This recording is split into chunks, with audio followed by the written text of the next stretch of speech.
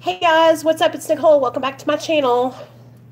So tonight it is time for tonight's exposure. And that's right. Tonight I'm exposing Amy Dicicco. And I'm so excited to tell you guys all about her and the wonderful that she works and all she's accomplished in her recovery. Before I do that, go ahead and like, subscribe, and turn on the bell notification so that way you can get notified every time I upload a video.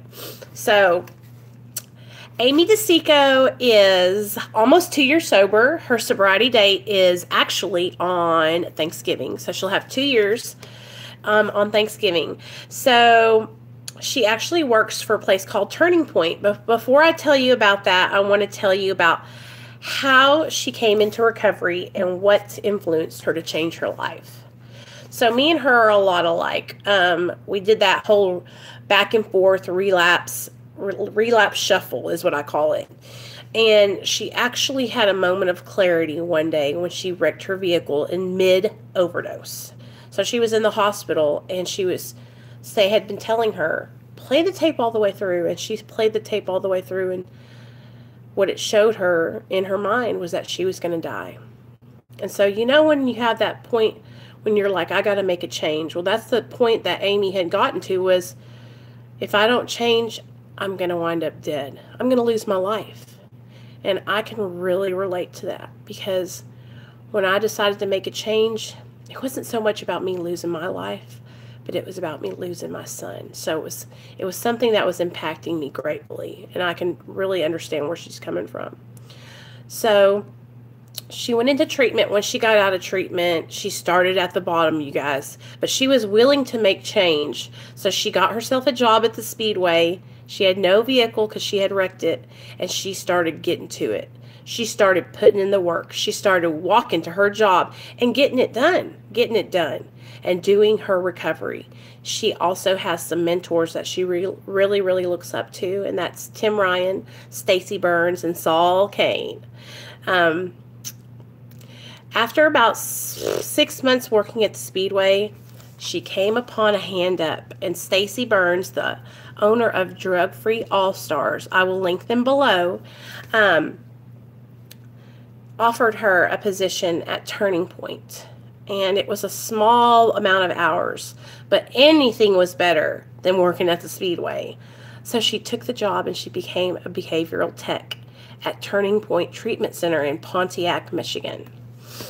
You guys, she works in the women's facility. It's a state-run facility, and she is the first line of contact with the women there. She is their first connection to hope and the message of recovery. She works long hours. She goes in at 3, stays till sometimes after 11 o'clock. She is willing to do whatever it takes, and she's willing to help others find sobriety, and get their recovery in. She's Narcan certified, and they also offer Narcan training at the Drug Free All Stars. And there's a phone number I'm going to list in the link in the bottom bar, and you can check it out. There's going to be a link to Drug Free All Stars Facebook page, the phone number, and the phone number to Turning Point Treatment Center. Okay, so once Amy got the job working for Turning Point, she finally saved up enough money for a car, and she just got her car in April, you guys. And when she was telling me about it, she was so excited, and I can relate to that, because I remember when I first got my car after being sober for 2 years, and I had to wait. I had to save up for it, you guys, and working hard for what I have made me appreciate it that much more. And I think Amy and me, we're both on the same level with that.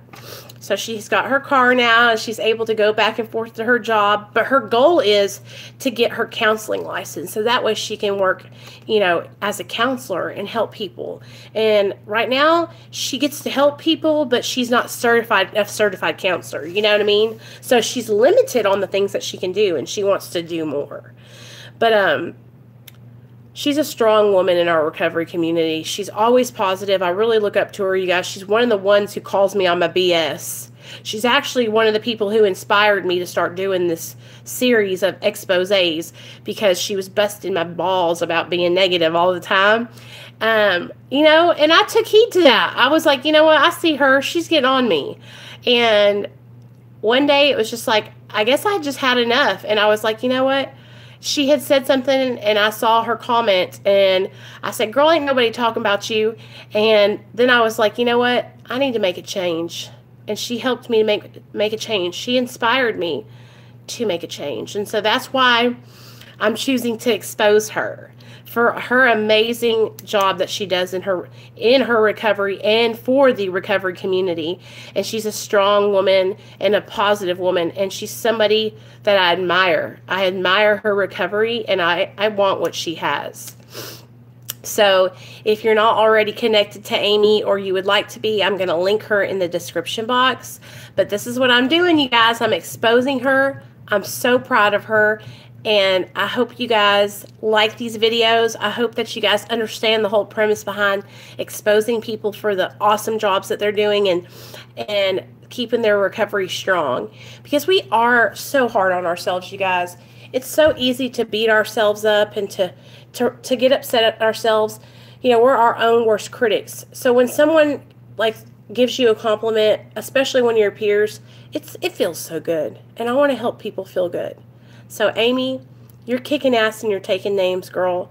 I'm so proud of you. I love you, and I really, really look up to you. And I'm exposing you, girl. I'm exposing you. Love you guys. I'll talk to you later.